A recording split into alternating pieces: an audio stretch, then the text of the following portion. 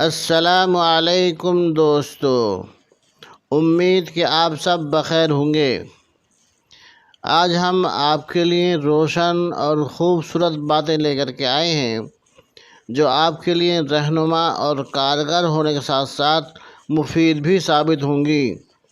ملاحظہ فرمائیں، اس غریبی سے پناہ مانگو جو مایوس کر دیتی ہے، اور اس مال سے پناہ مانگو جو مغرور کر دیتا ہے۔ حضرت علی رضی اللہ تعالیٰ عنہ کا فرمان ہے، کبھی تم دوسروں کے لیے دل سے دعا مانگ کر دیکھو، تمہیں اپنے لیے مانگنے کی ضرورت نہیں پڑے گی۔ زندگی میں کسی بھی انسان کو اتنا قریب مت کرو کہ وہ آپ کو معمولی سمجھنے لگے۔ اگر تو چاہتا ہے کہ تیری معاشرے میں عزت ہو تو ہر کسی سے مسکرا کے مل اور سب کی سن، اور جتنا ہو سکے تو چاہتے بانٹ۔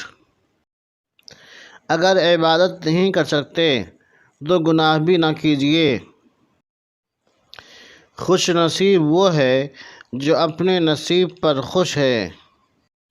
اچھے لوگوں کی مثال اس موم بتی کی طرح ہے جو خود تکلیف اٹھا کر دوسروں کو روشنی مہیا کرتی ہے۔ لوگوں کے خوف سے حق کی بات کہنے سے نہ رکو، کیونکہ نہ تو کوئی موت کو قریب کر سکتا ہے اور نہ کوئی رزق کو دور کر سکتا ہے۔ مومنوں کی محفل میں بیٹھ کر مومن کہلانا بہت آسان ہے، لیکن تنہائی میں بیٹھ کر خود کو مومن ثابت کرنا بہت مشکل ہے۔ ایک دفعہ بولا گیا جھوٹ آپ کی ساری سچائی پر سوالیہ نشان لگا دیتا ہے۔ خود غرض لوگ سائے کی طرح ہوتے ہیں جو روشنی میں تو نظر آتے ہیں مگر اندھیرے میں غائب ہو جاتے ہیں۔ کسی نے کوئل سے پوچھا، تو کالی نہ ہوتی تو کتنا اچھا ہوتا۔ سمندر سے پوچھا کہ تو کھارا نہ ہوتا تو کتنا اچھا ہوتا۔ گلاب سے پوچھا کہ تیرے ساتھ کانٹے نہ ہوتے تو کتنا اچھا ہوتا۔ پھر سب نے ایک ہی جواب دیا، اے انسان، تیرے اندر دوسروں کے عیب تلاش کرنے کی عادت نہ ہوتی تو کتنا اچھا ہوتا۔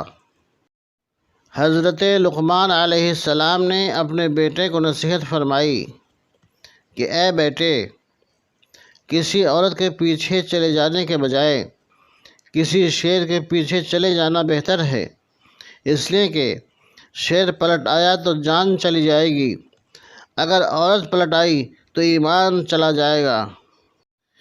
اپنے حصے کا کام کیے بغیر دعا پر بھروسہ کرنا حماقت ہے، اور اپنی محنت پر بھروسہ کر کے دعا سے گریز کرنا تکبر ہے۔ دوستو، اگر آپ کو ہماری یہ ویڈیو پسند آئی ہو تو ہمارے چینل کو سبسکرائب، ویڈیو کو لائک اور شیئر کریں۔ اپنا بہت سا خیال رکھیے گا۔ پھر کسی ایسی ہی ویڈیو کے ساتھ ملتے ہیں۔ جزاکم اللہ، والسلام علیکم ورحمۃ اللہ وبرکاتہ۔